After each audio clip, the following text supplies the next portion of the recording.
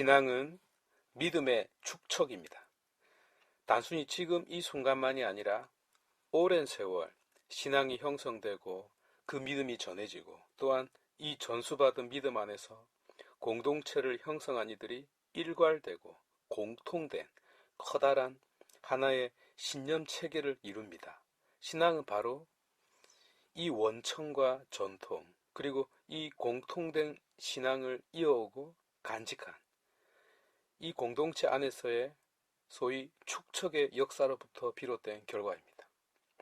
또한 이 공동체 안에서 수많은 이들의 삶과 애환들 그리고 온갖 인생의 모습들이 한데 얽히고 섞여서 이루어진 그러면서도 거대한 강물줄기를 가진 총체적 신념 체계가 신앙입니다. 그래서 신앙은 무엇보다 과거를 돌아보지 않을 수 없습니다. 원천이기 때문입니다. 여기에 터하여 현재를 고심하고 내일을 바라다보는 것입니다. 이 원리는 특히 신앙의 핵심을 검토하는 데에도 그대로 적용됩니다. 예컨대 스승 그리스도의 갑작스러운 죽음을 접하고 한 발 더 나아가 참으로 놀랍게 부활하신 그리스도와의 만남은 기쁨을 넘어서 여간 곤혹스러운 일이 아닐 수 없었습니다. 그래서 시간을 거슬러 다시 과거 본래의 사건들로 돌아간 결과가 그 사건들의 의미를 곰곰이 생각해 본 결과가 바로 복음이자 서간, 곧 신약 성경의 탄생이었습니다. 갑자기 모든 것을 뒤흔드는 지진처럼 어쩌면 공룡들을 멸망시킨 소행성의 충돌보다도 더한 그런 혼란 한가운데에서 기독교가 탄생합니다. 왜냐하면 그 충돌은 예상할 수 있고 설명할 수 있지만 부활은 있을 수 없는 불가능한 일이기 때문입니다. 물론 초창기 4번의 공회를 통하여 다시금 기독교의 기둥이 세워지지만 이 원천의 사건에 비하면 아무것도 아닙니다. 어쨌든 과거를 돌아보는 것은 필수적이고 손해볼 일은 없습니다. 과거를 돌아보는 일 중에서 단연코 최고는 바로 경전을 읽는 것입니다. 그 안에 이 모든 것이 간직되어 있기 때문이죠. 한번 빼먹은 거 다시 한번 보자는 이야기를 하려고 하는데 너무 거창하게 시작했습니다. 죄송합니다. 드라마 보다가 한 번을 빼먹으면 그 다음 이야기를 해야 하는데 약간의 혼란이 생기게 됩니다. 그래서 앞에 사건이 어떻게 진행되는지 엄마한테 물어봐야 됩니다. 그 설명을 듣고 나면 지금 전개되는 스토리를 쉽게 이해할 수 있게 됩니다. 더군다나 예수님을 찾아왔던 군중들이 그분에게 등을 돌리게 되는 계기가 되고 있는 장면을 보고 있기 때문에 오늘 텍스트의 앞부분을 건너뛸 수 없겠습니다. 잠시 앞부분을 설명해 드리도록 하겠습니다. 그래서 묵직한 그 무엇을 느끼기를 바랍니다. 5,000명을 먹이신 기적 후에 예수님께서는 산으로 물러나셨습니다. 왜냐하면 군중들이 당신을 이 세상에 오시기로 되어 있는 예언자로 여기고 당신을 왕으로 모실 기세였기 때문입니다. 그래서 다시 산으로 가셨는데 이 장면, 그러니까 예수님의 동선을 다시 짚어보겠습니다. 다시 산으로 가셨다는 것은 본래 산에 계셨다가 내려왔다는 뜻입니다. 높은 곳에 계신 분이 낮은 곳으로 임하셨습니다. 말하자면 높은 곳으로부터 내려오심으로써 군중에게 오병이어의 기적을 보이신 것입니다. 그리고 다시 산으로 곧 높은 곳으로 가셨습니다. 자, 위치 이동을 잠시 그려보시기 바랍니다. 높은 곳에 계시다가 산 중턱으로 여기에서 더 낮은 곳으로 그러나 군중들이 당신을 볼 수 있는 위치에로까지 내려오셨습니다. 그리고 끝나고 다시 본래의 곳, 높은 곳으로 이동합니다. 이 위치 변화를 염두에 두고 이 구조 안에서 다음 설명을 들어보시기 바랍니다. 그분은 왜 다시 산으로 물러나셨을까요? 군중들이 갑자기 돌변해서, 다시 말해서 군중들이 당신을 붙잡기를 바랬고 당신을 왕으로 모시리라는 것을 아셨기 때문에, 곧 엄청난 부담감 때문에 자리를 피한 것일까요? 이는 처음부터 어느 정도 예상할 수 있는 일이었거든요. 공황 장애가 있었을까요? 아니면 사람들을 싫어했기 때문일까요? 아니면 당신이 왕이 아니었기 때문일까요? 혹은 왕이 되는 것이 두려워서였을까요? 그것은 당신이 세상 사람들이 생각하는 그런 왕이 아니었기 때문에, 세상 사람들이 원하는 그런 왕이 아니었기 때문입니다. 하여 출애굽하는 이스라엘처럼 급하게 도망치는데, 그렇다면 앞서 이루어진 많은 군중들을 배불리 먹게 한 그 사건은 무슨 의미였을까요? 가끔씩 매스컴에서 볼 수 있듯이 거대한 기금을 투척한 이름 없는 복지가로 만족한 것일까요? 아니면 스파이더맨 영화의 처음 장면들에서 보듯이 도와주기는 했는데 자신이 누구인지 모르게 감추는 행위, 곧 점점 더 그 주인공이 궁금해지게 만듦으로써 오히려 그를 더 신비롭게 포장하려는 의도였을까요? 나아가 아무 보상이나 조건 없는 선행을 하는 것으로서 그러한 자신을 사람들이 더 간절하게 찾게끔 하는 고도의 전략이었을까요? 다시 말해서 이 도피는 그저 본질과는 달리 아무 의미 없는 시간이었을까요? 그렇지 않습니다. 산에 홀로 머무신 시간은 앞으로 도래할 당신 왕국의 시간이었습니다. 매번 주님의 기도를 드리면서 알고 있듯이 이 시간은 우리가 간절히 바라는 앞으로 다가올 시간입니다. 어떤 의미에서 이 시간은 이미 우리 가운데 있지만 세상적인 의미의 시간은 아닙니다. 그러나 다른 한편 이 시간은 이미 통치되고 있는 진짜 현실적인 시간이기도 합니다. 현세를 살아가는 믿는 이들의 믿음 속에서 이 사랑의 시간이 실현되고 있기 때문입니다. 하느님의 아들이시고 하느님의 말씀이시며 모든 것을 존재하게 한 말씀, 로고스이신 당신은 이미 아버지와 함께 실로 통치하고 계시는 분입니다. 그리스도의 피로써 구속되고 준비되는 왕국, 끊임없이 암탉이 새끼들을 자기 품에 모으듯이 모여드는 왕국이 믿는 이들을 통하여 지금도 끊임없이 건설되고 있습니다. 우리 인간의 염려를 모른 채 하지 않으시고 온갖 부르짖음과 고통의 신음소리에 귀를 쫑긋 세우시고 계신 하느님, 그래서 아예 우리와 똑같은 자 되시어 우리 안에 계신 하느님, 아니 인간이라는 존재 자체에 스며든 하느님, 아니 예수 그리스도를 통하여 인간 자체가 되심으로써 언제나 우리와 함께 하시는 하느님이 바로 성경의 하느님이자 기독교의 하느님이십니다. 그런데 당시 군중들의 요구를 외면하시고 홀로 물러나 고독하게 지내고 있네요. 함께 하시는 분이 고독하게 있다라는 사실은 아이러니한데요.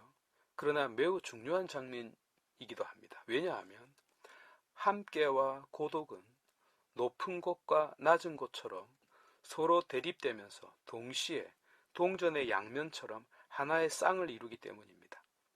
사람은 다른 사람과 관계를 맺으면서 살아가야 하는 존재이지만 이 관계를 위해서 오히려 떨어져 있는 거리감을 유지해야 합니다. 왜냐하면 타인이 나를 알 수 없고 내가 타인을 온전히 알 수 없기 때문에, 곧 서로의 생각이 다르고 서로의 뜻이 다르기 때문에 오해가 생기고 이 오해를 이해하지 못함으로 인하여 관계가 틀어지기 때문에, 다시 말해서 나와 너가 다르기 때문에, 하지만 이 다름을 통하여 내가 나로서 동시에 너는 너로서 서 있을 수 있기 때문에 하여 또다시 가까운 관계가 성립되는 조건이 바로 이 떨어짐, 곧 고독의 시간과 공간이기 때문에 사람은 이 시간과 공간을 반드시 마련해야 합니다.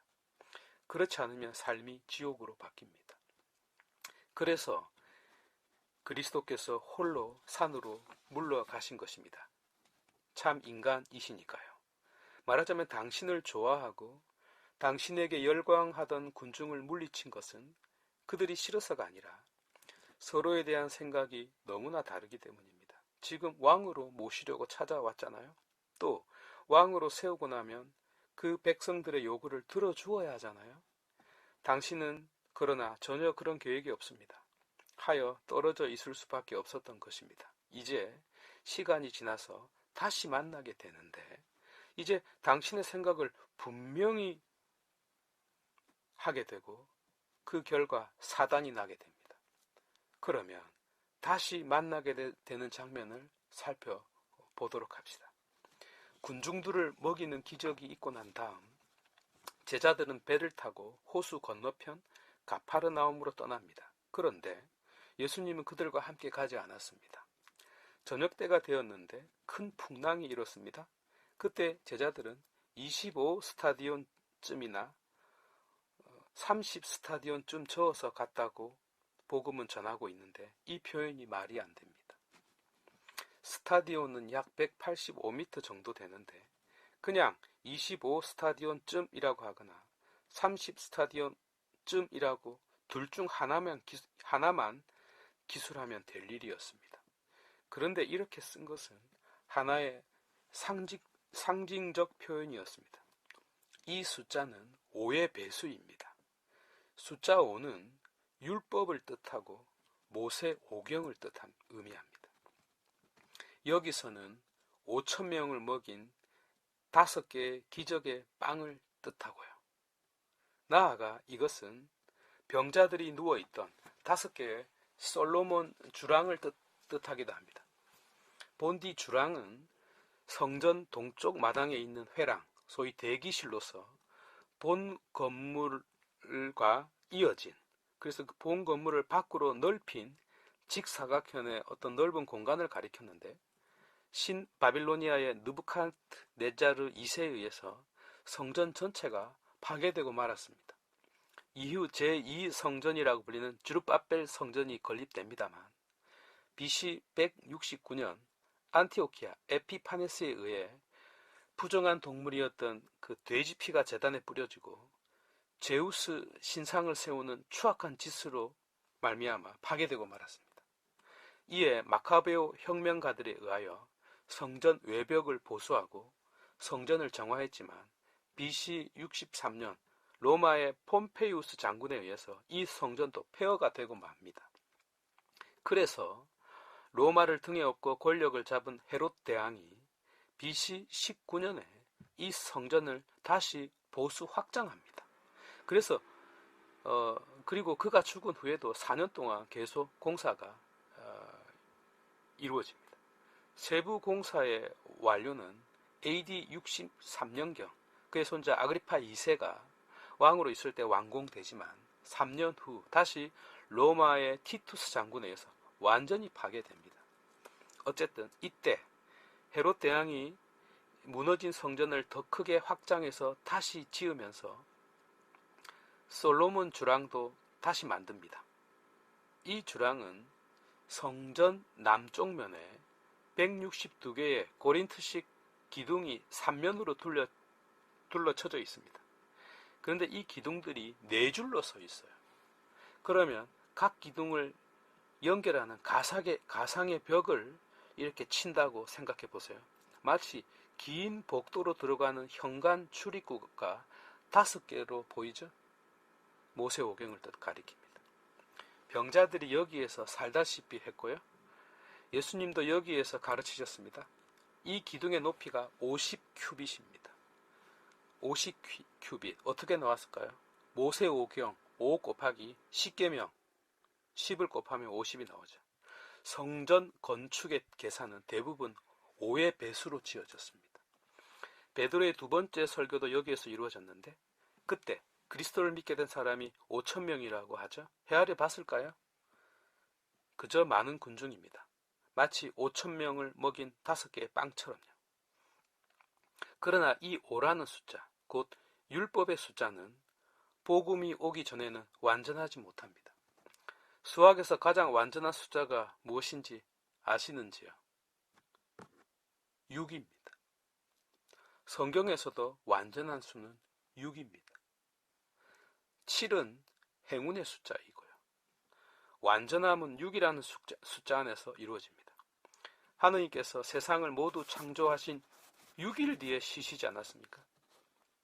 그래서 25 스타디오는 모세오경 곱하기 10계명,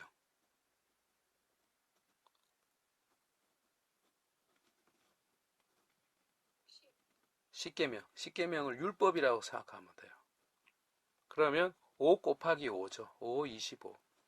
혹은 모세오경 곱하기 솔로몬 주랑, 현관문 5개, 솔로몬 주랑. 이게 모세오경 곱하기 성전이죠. 5, 25. 혹은 모세오경 곱하기 5개 빵이죠.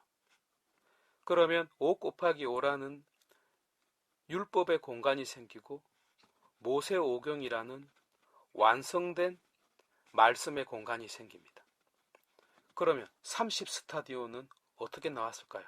5 곱하기 6, 곧 모세오경 곱하기 완전한 수 6의 결과입니다. 이 완전한 수 6은 어디서 왔나요? 지금 폭풍우 속에서 그들에게 다가오시는 그리스도, 곧 율법을 완성하실 분과의 만남에서 비롯되는 것입니다. 다시 장면으로 돌아갈까요? 처음 그들은 두려워하고 있습니다.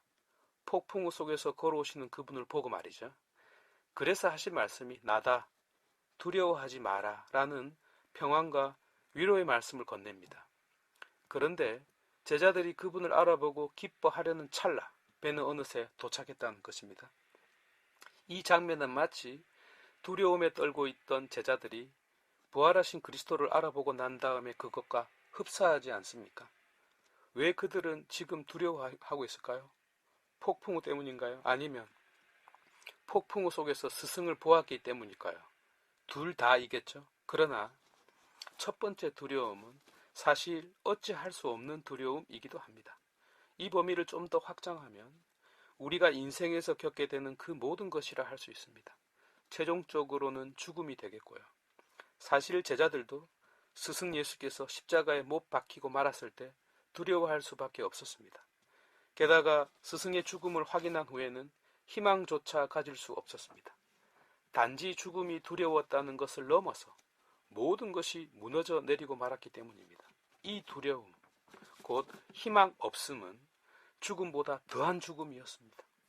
수석 사제들에게 도살당한 그분은 그 행동과 말씀에 있어서 예언자가 아닐 수 없었기 때문입니다. 그리고 베드로도 고백한 바, 그분은 살아계신 하느님의 아들 그리스도였기 때문입니다. 그 그리스도가, 하느님의 아들 그리스도가 십자가에 못 박혀 죽었습니다. 모든 것이 말 그대로 끝장나고 말았기 때문에 두려움은 희망 없음과 허무, 그리고 절망 자체가 겹쳐서 감당할 수 없는 쓰나미로 제자들의 온 존재와 가슴을 파헤치고 말았습니다.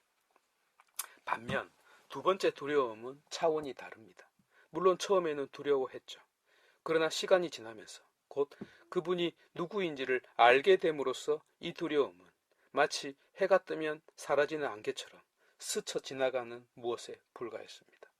문제의 핵심은 그분을 알아보느냐 아니냐에 달려 있었습니다. 예컨대 그리스도께서 그들에게 낯선 자로 나타나셨을 때, 말하자면 제자들이 그분을 알아보지 못했을 때는, 다시 말해서 그들의 눈이 닫혔을 때에는 처음의 두려움과 다를 바 없었습니다. 하지만 알아본 순간부터는 달라집니다.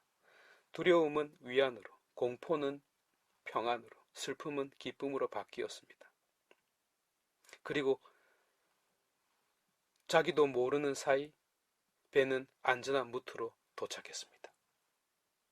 이 그림을 다시 한번 생각해 보시고 계속 이어나가도록 하겠습니다. 문제는 그 다음날 생겼습니다. 이튿날 호수 건너편에 있던 군중은 제자들만 배를 타고 떠났다는 것을 알았습니다. 운이 좋게도 군중은 배 몇 척을 얻어 타고 가파르나움으로 갈 수 있었습니다. 결국 예수님을 만나서 랍비, 언제 여기 오셨습니까? 하고 인사를 드립니다. 그런데 인사를 드리자마자 그분의 입에서 모진 말들이 쏟아지기 시작합니다. 나는 여러분들이 왜 나를 찾으러 왔는지 다 알고 있어 라고 말하는 것처럼 말입니다. 그리고 그 이유를 직설적으로 나열해 버리죠. 여러분들은 표징이 아니라 내가 주는 빵을 먹었기 때문에 나를 찾은 것이 아니요 라고 말입니다. 산전수전 다 겪고 겨우 찾아왔더니만 하신 말씀이네요.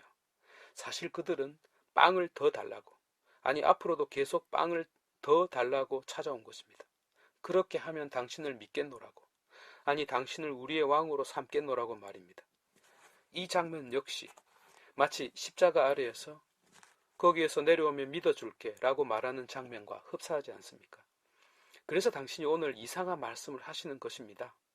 사람의 아들이 주는 영원한 생명을 얻으려고 힘써라 라고요. 그래서 군중들이 하느님의 일을 하려면 무엇을 해야 합니까? 라고 진심으로 묻습니다. 당 하느님의 일이란 다름이 아니라 그분께서 보내신 일을 너희가 믿는 것이다 라고 답하시거든요. 그래서 다시 물어요. 그러면 무슨 표징을 일으키시어 저희가 보고 선생님을 믿게 하시겠습니까? 예전에 하느님은 우리 조상들에게 광야에서 만나를 내리시어 먹게 하셨습니다 라고요. 그러니까 만나를 주신 분은 모세가 아니고 내 아버지시다. 하느님의 빵은 세상에 내려와 생명을 주는 빵이다라고 말씀하십니다. 그래서 군중들이 진심 그 빵을 늘 저희에게 주십시오라고 정말 늘 항상 주시면 좋겠다는 의미로 정중하게 부탁을 합니다. 그러자 예수님께서는 너희는 나를 보고도 믿지 않는다라고 단정을 해버리시네요. 그리고 나는 하늘에서 내려온 빵이다. 이 빵을 먹지 않으면 죽는다 등등의 듣기 거북한 말씀을 선언합니다. 그래서 분란이 생기게 되죠. 이제 많은 이들은 그분의 대답 여부, 곧 그 모든 말씀을 듣고 난 후 결국 빵을 더 이상 제공해주지 않겠다는 그분의 뜻을 알아차리고 냉정하게 돌아서게 됩니다. 이 사태는 서로의 생각이 다르기 때문에, 서로 바라는 것이 달랐기 때문에, 서로를 전혀 이해하지 못하고 있기 때문에 생겨난 결과입니다. 동기는 좋았습니다. 마음도 좋았습니다. 태도도 좋았습니다. 그러나 뜻한 바, 곧 의도가 다르고 계획이 다르고 생각이 달랐기 때문에 마찰이 생기고 말았습니다. 자, 그러면 이 정도 선에서 대강 마무리를 해볼까요?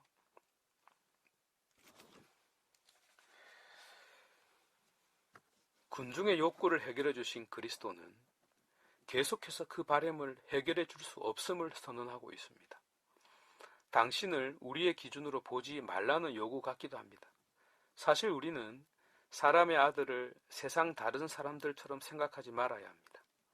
사람의 아들은 분명히 다른 사람들과 구별됩니다. 그분은 하느님의 아들이기 때문입니다.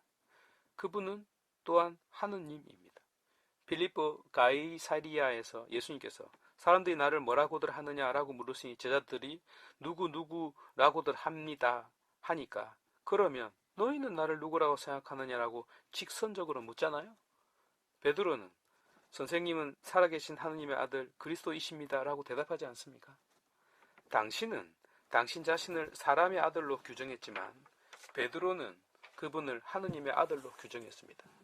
그리고 아시다시피 그분은 하느님과 호모우시오스, 곧 하느님과 동일 본성을 지닌 하느님이십니다. 동시에 우리와 동일한 참 인간이십니다. 그래서 우리의 욕구를 잘 아시지만 당신은 우리가 그저 밥만 먹고 사는 것으로 만족하는 삶을 원하신 것이 아니었습니다. 우리가 상상하지도 못한 큰 계획을 가지고 계시고 그곳으로 이끄시려고 합니다. 그러나 이는 쉽게 볼 수 있는 무엇이 아닙니다. 그것은 마치 마음의 눈이 떠져야 사랑을 볼 수 있는 것처럼, 혹은 오랜 동안 고민하고 있던 어떤 과학자에게 힌트가 깨달음처럼 다가오는 순간이 있어야 하는 것처럼 그분을 알아보는 데에는 새로운 눈, 곧 믿음의 눈이 필요합니다. 이 믿음의 눈으로서 아버지께서 감추어 놓으신, 그러나 그리스도를 통하여 우리에게 주실 영원한 생명을 볼 수 있고 맛볼 수 있다는 것입니다. 아니 주려는 것이 아니라 더욱 풍성하게 주시려고 말입니다. 그런 연고로 당신은 높은 곳에서 낮은 곳으로 내려오셨습니다. 우리가 서 있는 낮은 곳으로 오셔서 우리의 허기를 채워주셨습니다. 그러나 다시 높은 곳으로 가셨습니다. 그리고 함께 있어 달라는 우리의 요구를 못 들은 채 하시고 홀로 고독을 택하셨습니다. 주기 싫어서가 아니었습니다. 더 좋은 것을 주시려고 우리와 거리를 두셨습니다. 우리와 더욱 함께 하시려고 홀로 있음을 선택했습니다. 우리로 하여금 높은 곳에 있는 것을 사랑하게끔 당신은 낮은 곳으로 오셨고, 우리에게 끊이지 않는 생수를 주시려고 당신은 세상과 단절되고 있습니다. 우리의 삶이 고작 5라는 수에 그치고 있을 때 성전 자체이신 당신은 5를 더 곱해 주시어 넓은 공간을 마련해 주십니다. 나아가 6이라는 완전한 수이신 당신 자신을 우리에게 곱해 주십니다. 그래서 당신 자신을 위한 것이 아니라 바로 우리 자신을 위한 것이라는 의미에서 말씀이 사람이 되시어 우리 가운데 계신다는 로고스께서는 바로 이 방식, 곧 감추어진 방식, 다시 말해서 아들을 보고 영원한 생명을 얻는 성사적인 방식으로서 우리의 허기를 채우시려고, 나아가 믿음과 기쁨, 희망과 사랑의 음식으로 우리를 높이 키우시려고 이를 감추어 두신 것입니다. 이를 위하여, 곧 우리를 위하여 당신 자신을 겸손하게 드러내 보이시고 낮은 곳으로 내려오셨고, 동시에 어쩔 수 없이 고독의 밤을 지내고 있습니다. 그리고 우리와 아이러니하게도 거리를 두시고 우리의 바램을 이해하지 못하는 양 우리와 논쟁을 하시고 사람들에게 어렵게 말씀을 나누고 있습니다. 부활 참 어렵습니다.